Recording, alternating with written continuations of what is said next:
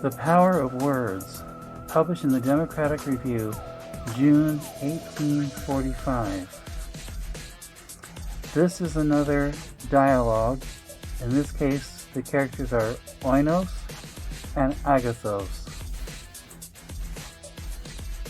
And I apologize if I mispronounced either of those names. Oinos says, "Pardon, Agathos, the weakness of a spirit new-fledged with immortality." Agathos says, "You have spoken nothing, my Oinos, for which pardon is to be demanded. Not even here is knowledge a thing of intuition. For wisdom, ask of the angels freely, that it may be given." Oinos, "But in this existence, I dreamed that I should be at once cognizant of all things, and thus at once happy in being cognizant of all." Agathos says, "Ah, not in knowledge is happiness, but in the acquisition of knowledge.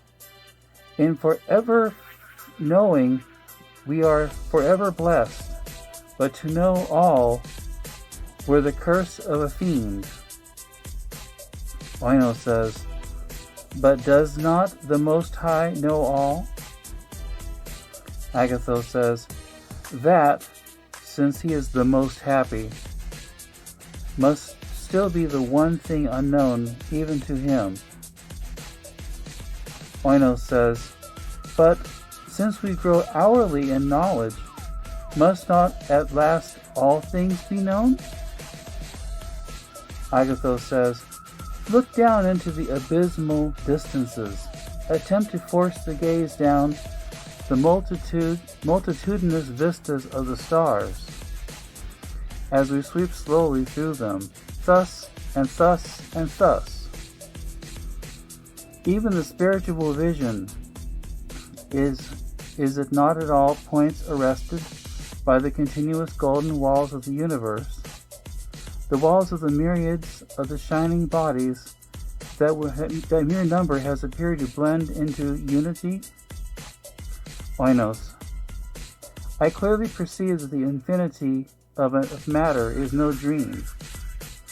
Agathos, "There are no dreams in Aden, but it is here whispered that, of this infinity of matter, the sole purpose is to afford infinite springs, at which the soul may allay the thirst to know, which is forever unquenchable within it, since to quench it would be to extinguish the soul's self. Question me then, my Oinos, freely and without fear. Come, we will leave to the left the loud harmony of the Pleiades, and swoop outward from the throne into the starry meadows beyond Orion, where for pansies and violets and heartsease are the beds of the triplicate and triple-tinted suns." Oinos says, "And now, Agathos, as we proceed, instruct me, speak to me in the earth's familiar tones. I understand not what you hinted to me just now of the modes or of the methods of what, during mortality, we were accustomed to call creation. Do you mean to say that the Creator is not God?" Oinos says, "Explain." Agathos says, "I mean to say that the deity does not create." And then Oinos says, "Explain."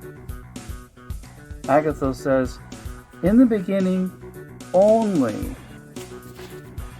he created the seeming creatures which are now throughout the universe so perpetually springing into being, can only be considered as the mediate or indirect, not as the direct or immediate results of the divine creative power." Oinos, "Among men, my Agathos, this idea would be considered heretical in the extreme."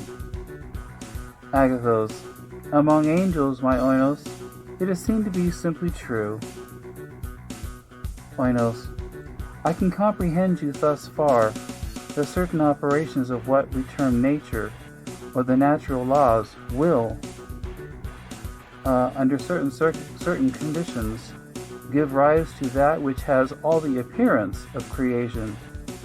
Shortly before the final overthrow of the earth, there were, I will remember, many very successful experiments in what some philosophers were weak enough to denominate the creation of animalculae. Agathos says, the case of which you speak were, in fact, instances of the secondary creation, and of the only species of creation which has ever been, since the first word spoke into existence, the first law. Winos says, are not the starry worlds that, from the abyss of non-entity, burst hourly forth into the heavens?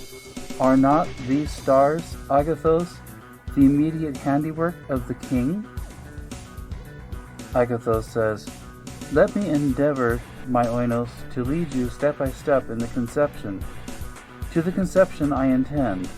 You are well aware that, as no thought can perish, so no act is without infinite result. We moved our hands, for example, when we were dwellers on the earth, and in so doing, we gave vibration to the atmosphere which engirdled it. This vibration was indefinitely extended, till it gave impulse to every particle of the earth's air, which thenceforward and forever was actuated by the one movement of the hand. This fact the mathematicians of our globe well knew.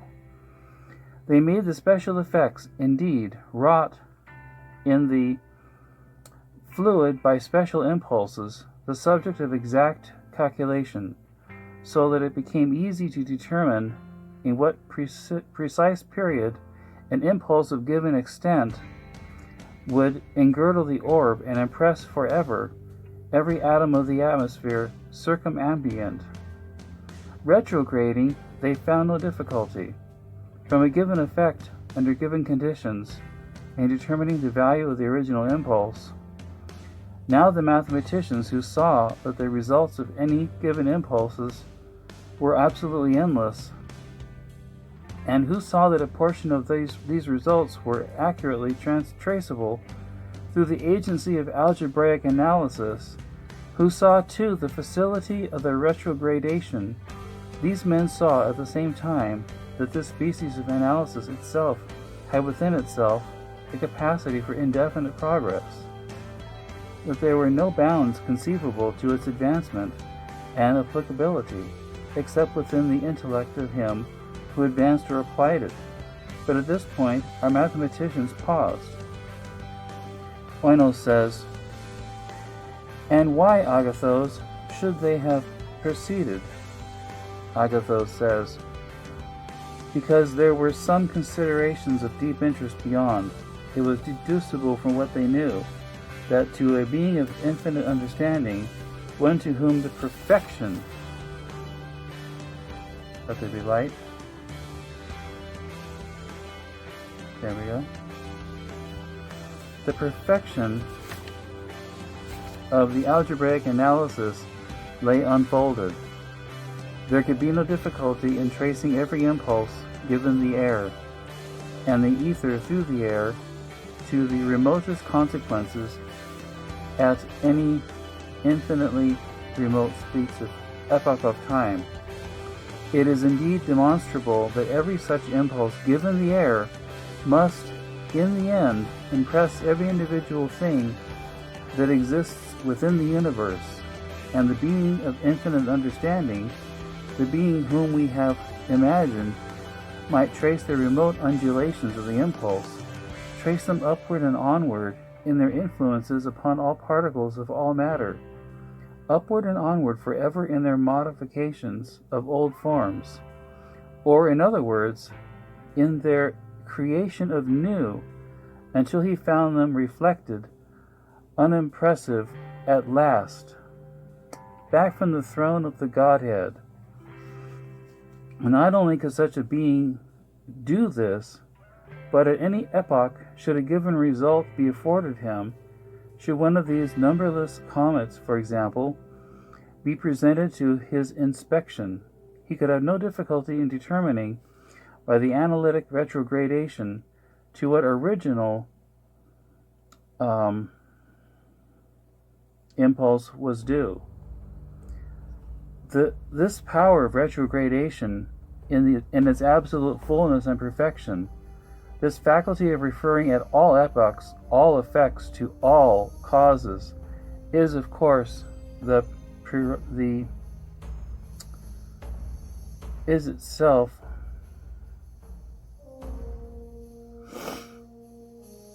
of course the prerogative of the deity alone, but in every variety of degree, short of the absolute perfection, is the power itself exercised by the whole host of the angelic intelligences.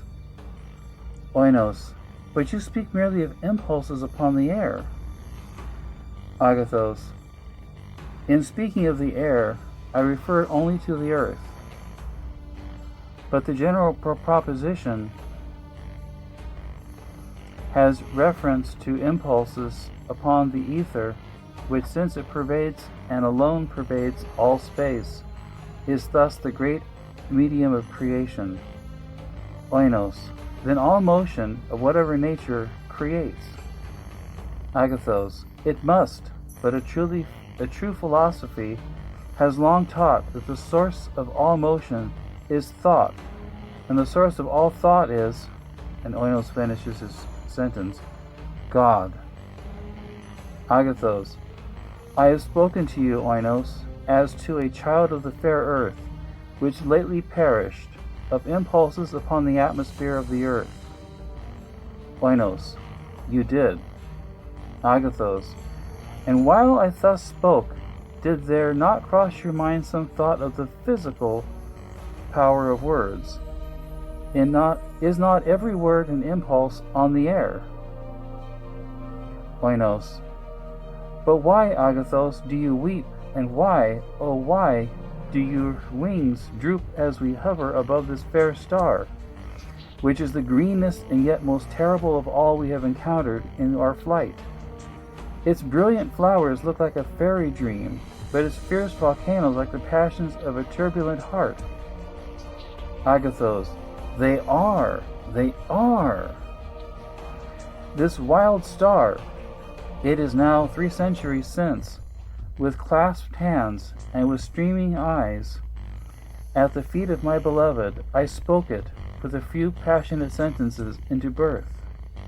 Its brilliant flowers are the dearest of all the unfulfilled dreams, and the raging volcanoes are the passions of the most turbulent and unhallowed of hearts.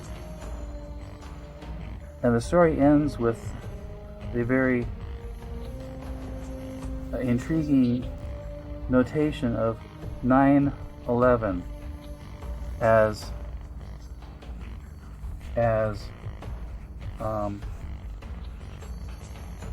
right here, IX.11. It's backwards, of course. Read it backwards. And that is the end of the power of words.